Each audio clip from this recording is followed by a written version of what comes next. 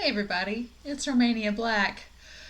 I'm kind of nervous about this last episode of RWBY, because it's the end of Volume 8. I can't believe we're already here. It's week 14. It's been longer than 14 weeks. I mean, we had that break in between, but we're on the last episode of the volume, the last chapter, and last episode,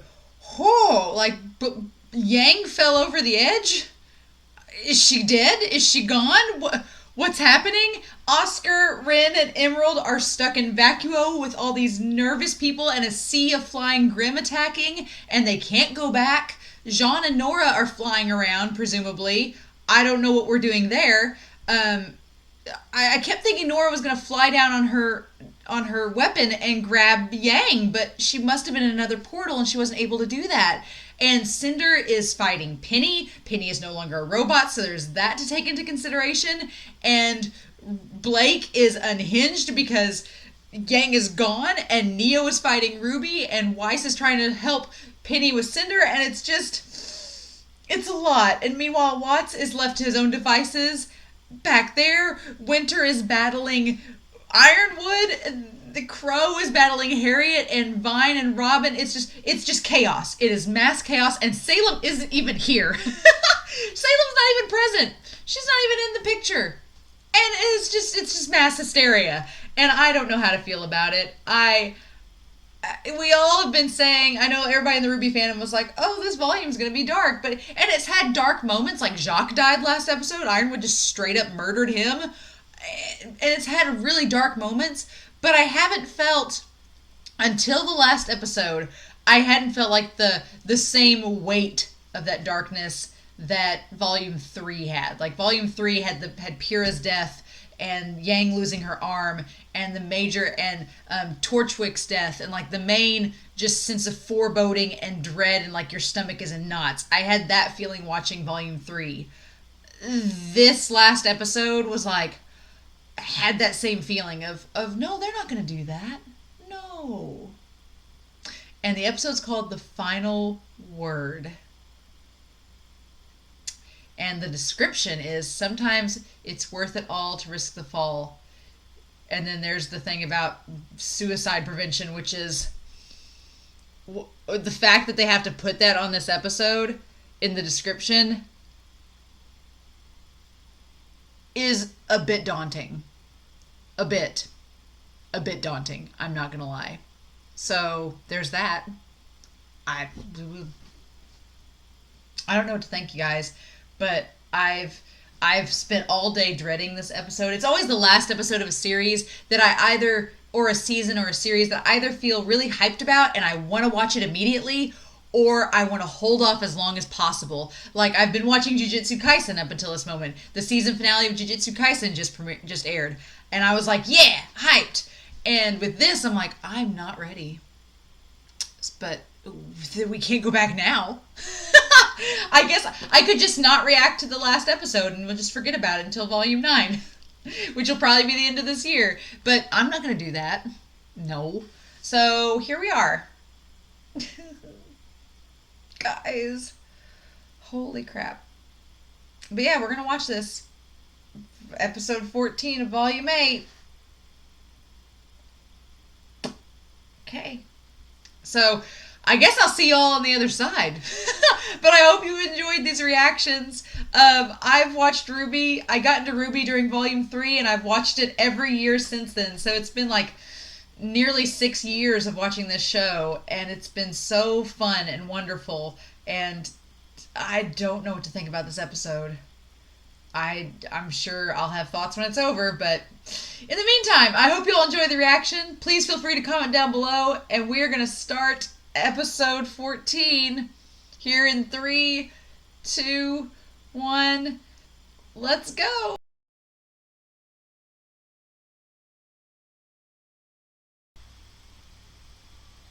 What? What? What? What?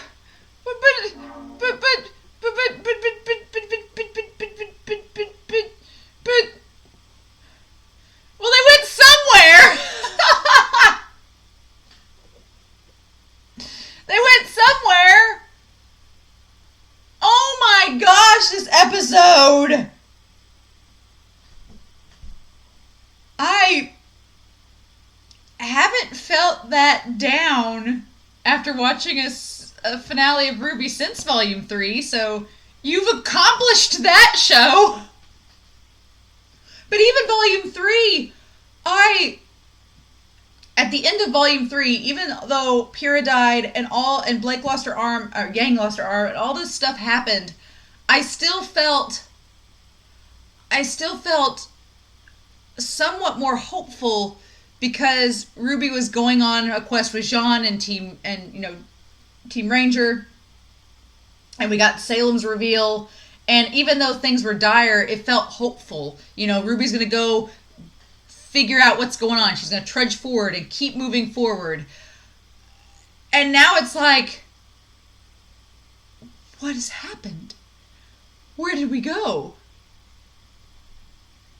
So the question is, what is this paradise place that everyone has seemingly fell to? Is it a world in between dimensions? Is it kind of like where the relics are stored? Is it one of those dimensions? Is it there? Is it like in a little pocket dimension of its own, and that's what they got to figure out how to get out of? Is it like that? Or is it where the gods are? Like, what did Ambrosius do? Where is this dimension that they ended up at? How does that work? And, oh my gosh.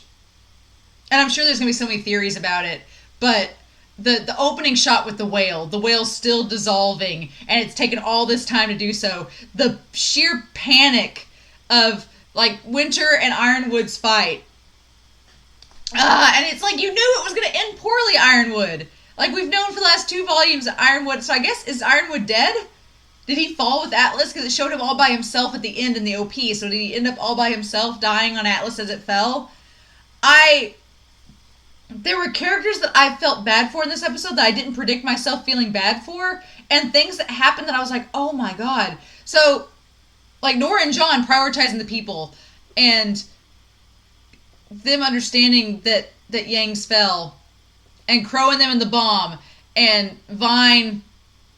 I didn't expect the bomb to get defused by Vine. I didn't expect Vine to sacrifice himself to save everyone, which is what it is, but man. And then, so we're down to Marrow, Elm, Harriet, the ones left of the Aesops, and then Robin and Crow. We'll get to Crow, but RWBY versus Neo, like, and Neo just winning. It's just, oh my god. And the Aesops realizing they're friends, finally, what we gotta do. But RWBY's whole thing of, like, it was gonna work so well! It was gonna work so well, her doing the fake out to get Neo and then swirling back around, and then Blake tried to save her, and then Gamble Shroud had worked, and then Cinder, gosh, she just, a bloody migraine! Cinder just ruined everything. And Weiss being the last one. Fighting with Jean and Penny. That was just... and Penny reaching for the sword that's made from Pyrrha's armor. And the fact, like, Jean... I'm glad Jean kept his cool for the most part throughout this, because the fact of the matter is that Cinder is now responsible for 2 people that Jean has cared about having to die on his watch. Pyrrha dying, and now Penny's death. Cinder is directly responsible for Penny's death. And Jean had to, like, it's either let Penny die slowly, there's no way to save her at this point, it's like let her die slowly and the power goes to Cinder, or speed up the process and let it go to Winter. And that's so hard. And that's so awful. And Jean, that cry from Jean when he had to do it, oh, that, like, gave me chills. That was so hard. And, Cinder. I don't think I've disliked an antagonist in a series as much as I've disliked Cinder. You know, and Cinder's gone back and forth. I despised her in Volume 3, and Volumes 4 and 5 and 6, it seemed like she started to like get some more character development and kind of evolve more. And then 7 and 8, these volumes, oh, Cinder, I hate you. God. I can't stand her. And just lying through her teeth.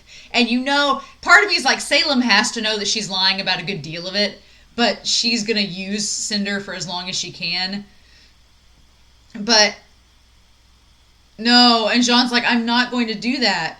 When she looks at the sword and Jean looks at the sword, like, you want me to do what? No. And Penny's like, you have to do this. And it's like, her touching the sword made out of Pyrrha's armor. That symbolism just... And Jean had to do it.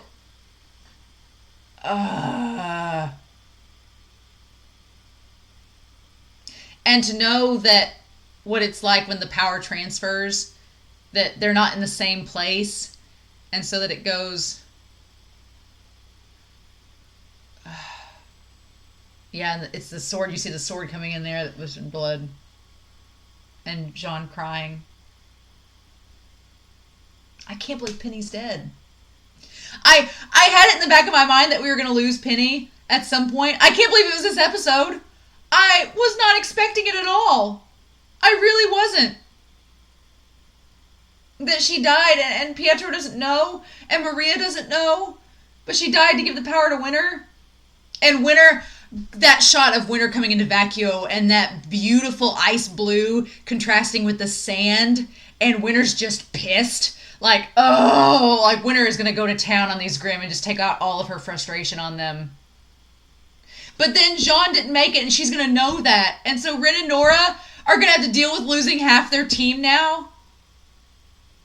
The first episode of Volume 9 is going to be pure angst. It's going to be so much angst. Because this episode just ended with everyone finding out about the bad things happening.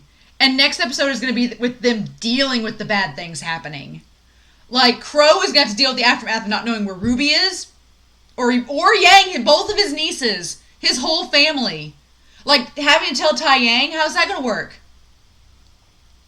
Oh, that and they're still around Salem at the end of this episode. And Rin and Nora are going to have to deal with Jean and Pyrrha being gone now. And Oscar and Emerald now tied in with this. Oh, and Ironwood, like, oh my God. And then Cinder broke John's sword. John's sword is broke. Oh. Like, just... oh my gosh, this episode. Just leaving you with the biggest feeling of dread. Dread and unsettling unease. Because it's like, the characters themselves couldn't process what was happening in this episode because everything was so chaotic. And now, they're going to have to deal with all this. Starting Volume 9, are you kidding me? And then no one was left. The people that called back to Volume 6 with the diary, and it was the eight on the volume, and the thing ended with, and there was another one left. What a foreshadowing. Like, we all knew it was coming, and it was probably going to have something to do with it, but...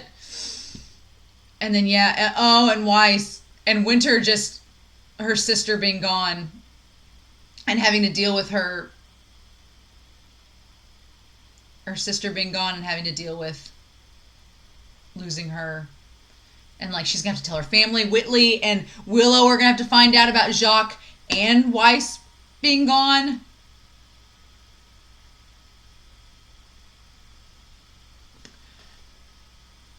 And then Cinder getting away. The moment that Salem comes back and you hear that scream, that was the most terrifying thing. And John doesn't make it either.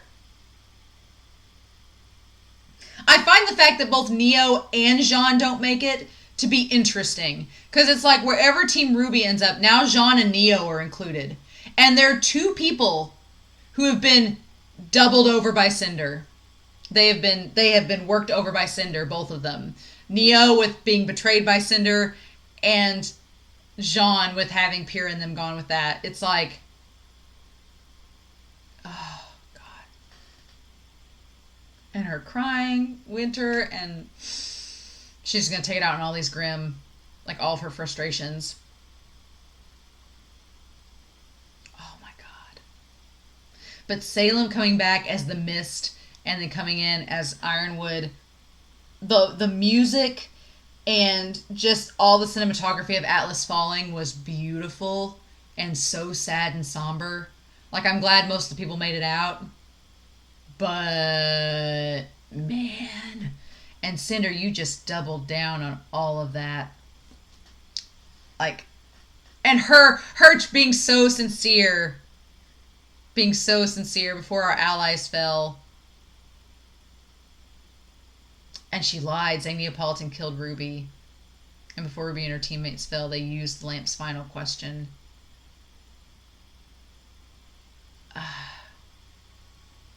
And you know Salem is like, that look she gives her, Salem's like, you're lying to me. And I know you're lying to me, but you got me the relics, which is what I wanted in the end. So I'm going to tolerate you for the time being. And then after we get out of here, I'm probably going to have some questions. And we'll deal with that later. And also, I mean, Salem's down Hazel and Emerald, and apparently Watts. Like, Watts, did he die? Did he... What even happened? Is Watts and Ironwood getting out of here?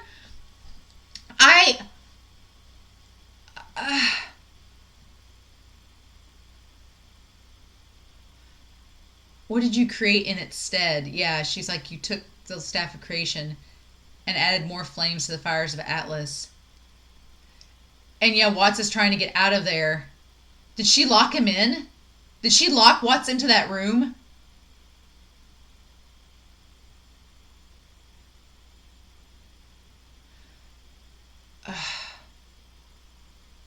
So, the thing is, no body, no death, right? So, I'm like, does Ironwood and Watts get out of there?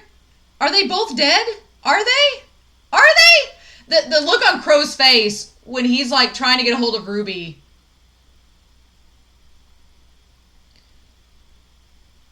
He's like, yeah, that, I don't want to deal. Crow's had enough angst with losing Clover. If he thinks that he's lost Ruby and Yang too, oh my gosh. Like, Crow, buddy, you're going to need, like, they're all going to have to freaking hug you for the entirety of Volume 9. Because I don't know if any of you all have ever watched Seven Deadly Sins, that anime. It's fine. But there's a character in Seven Deadly Sins, Hendrickson, who starts out as the antagonist, and he's a character that you really don't like. And then he spends, in the first season, you think that he's kind of just out of the picture, he's not going to be in the show anymore. And then he has this, like, redemption arc where he comes, like, back up from the dead and basically crawls his way back up and redeems himself as a character. And so I'm kind of like, we don't see Ironwood or Watts die necessarily.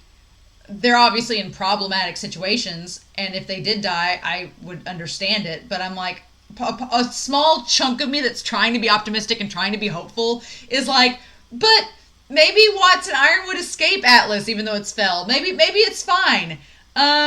Maybe it's fine. And the water will put out the fires. Maybe it's okay.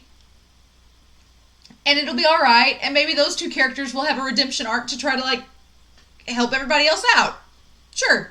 We'll go with that. That's what's going to happen, right?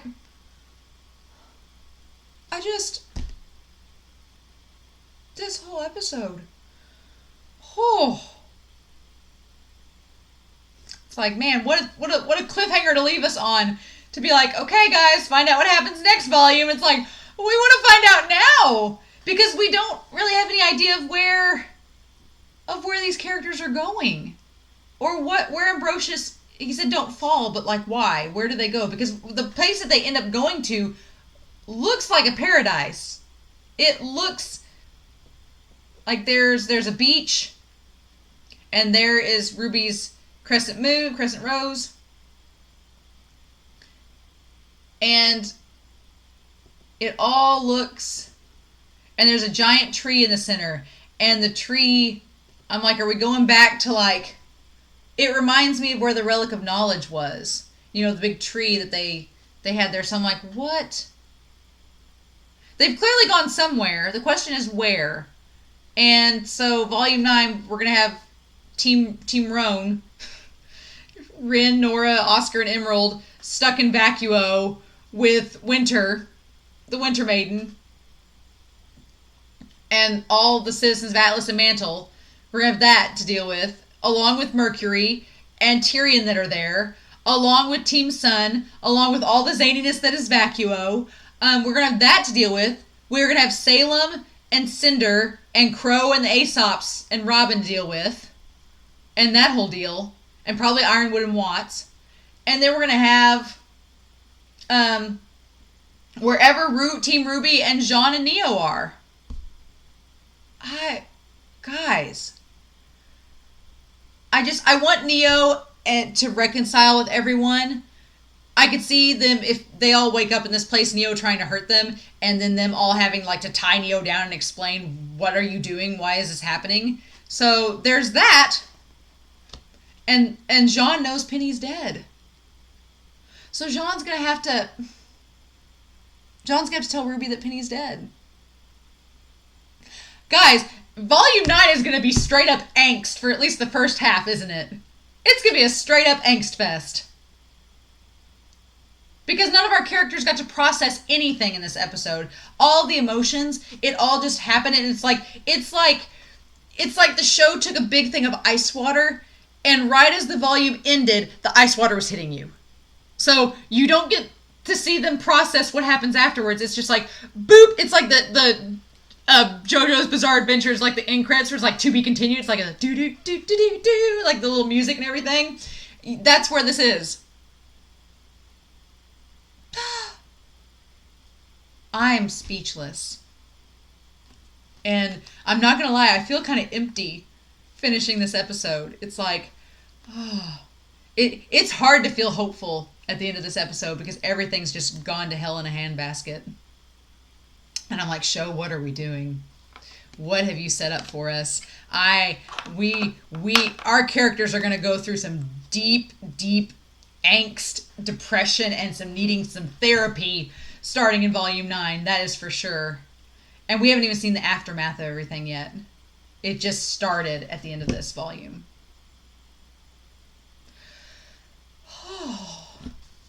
Y'all. I'm going to need to process this some more. But I'm curious what you all thought down below. This episode was insanity. Just insanity. And I'm so curious.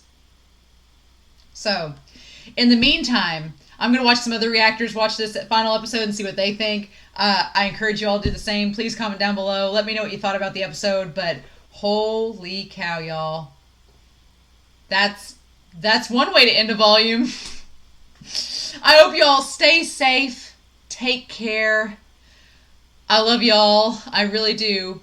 You are all important to me. Stay safe and take care. And yeah, I'll be back with more reactions. But in the meantime, sayonara, RWBY. Until next time, I'll talk to y'all again soon. Bye.